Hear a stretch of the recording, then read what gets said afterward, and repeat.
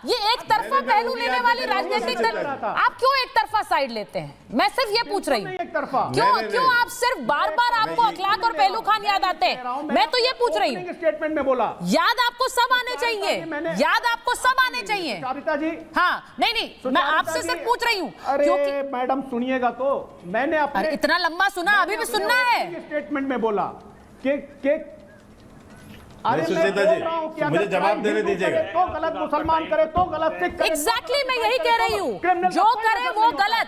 लेकिन सर समस्या ये है, इन तस्वीरों पर आपने अभी बुनियादी सवाल का जवाब नहीं दिया कि अखिलेश यादव ने कोई कॉन्डेमनेशन नहीं दिया।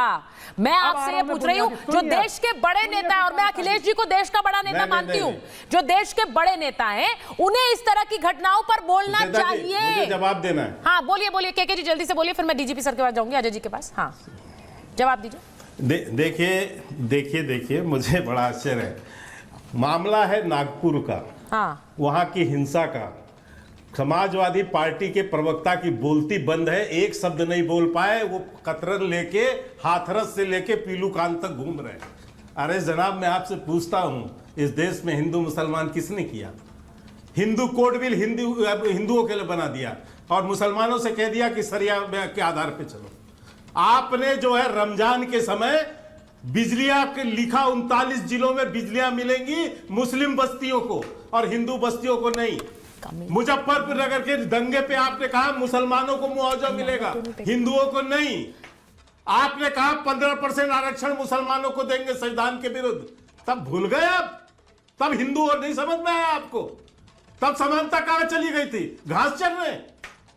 आज आपको समानता नजर आ रही है, इसलिए क्योंकि तुष्टीकरण, और ये सबसे बड़ा झूठ है सुचेता जी, कि ये दंगाई होते, आतंकी होते, इनका धर्म नहीं होता। होता है, ये धर्म ही सिखा देता है इनको। ये बकायदा रिपोर्ट क्यों है? कश्मीर के अंदर में मस्जिद से निकल के पथराव क्यों होता था? क्यों हुआ यहां मस्जिद से निकल के पथराव? मैं तो सर आज उन तस्वीरों को देख रही हूँ के सर। बंद है। और एक बात और बता देता हूं सर, हाँ सुन लीजिए, बोलिए। प्राथमिक जांच की रिपोर्ट पर है कि मस्जिद के अंदर शाम को नमाज हो रहा था, उसके पहले समझौता करा दिया गया था। ये समाजवादियों की बोलती इसलिए बंद है क्योंकि इसमें इनको पता है कि किसने गुनाह किया। मैं एक बार सर, मैं डीजीपी सर के पास जा रही हूँ। डीजीपी सर और अजय जी को लीजिए जरा। शौक है ना, मैं एक बार डीजीपी सर के पास जाऊंगी। डीजीपी सर, आपने इस तरह की बहुत तस्वीरें देखी होंगी। मैं ये जो तस्वीर आई है, जिसमें गाड़ियां जला दी गई, जिसमें भीड़ की भीड़ सड़कों पर उतरी, जिसमें लाठी लिए हैं, तलवार लिए हुए हैं, और जो तस्वीरें, जरा चलाइए जरा तस्वीरें, वो तस्वीरें चलाइए जरा। मैं वो तस्वीरें देखकर हैरान हूं सर, क्योंकि एक व्यक्ति जो गाड़ी पर मार रहा है, वो जला रहा है, ये नफरत भरी तस्वीरें हैं। अब मैं इसमें कई पुलिसकर्मी घायल हो गए। डीजीपी सर, पुलिस कर्मियों को भी नहीं छोड़ा, वो वहां पर रोकने आए थे तो उन पर मोटे मोटे पत्थर बरसाए गए, तलवारें, एक डीसीपी पर तो कुल्हाड़ी से हमला कर दिया गया। मैं आपसे कोई सवाल नहीं पूछूंगी सर, मैं आपकी पहली इस पर रिएक्शन पूछूंगी बतौर एक पुलिस ऑफिसर, जब आप ये तस्वीरें देखते हैं।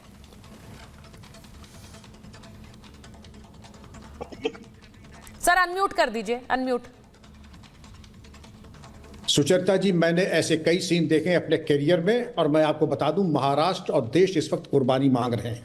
दंगाई कोई भी हो, और ऐसे बड़े दंगाई हमने देखे हैं, पुलिस पे हाथ उठाने के पहले जिस वक्त आदमी जेब में हाथ डालता है कट्टा या निकालने के लिए ये पत्थर, वहीं उसको ढेर कर दिया जाता है। हमारा एक तकिया कलाम है, हंगामाए गिरफ्तारी में मुनासिब चोट पहुंचा करके दस्तयाब किया गया।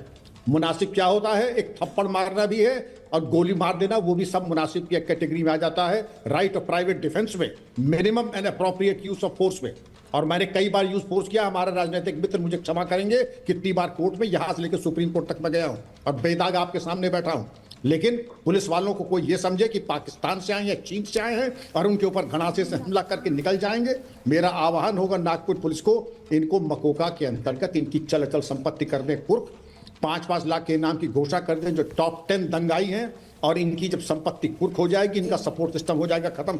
आप याद करें, मऊ, संभल, दिल्ली और ये जो 4 दंगे हुए हैं नागपुर के, इसमें आपको सिमिलरिटी दिखाई पड़ेगी। प्रेपरेशन, कॉन्स्पिरेसी, अटैक पुलिस के ऊपर और आगजनी, और पुलिस जहां क्रियाशील थी, पहले संभल और फिर दिल्ली, आपने देखा होगा सब निष्क्रिय होकर ठंडे पड़ गए।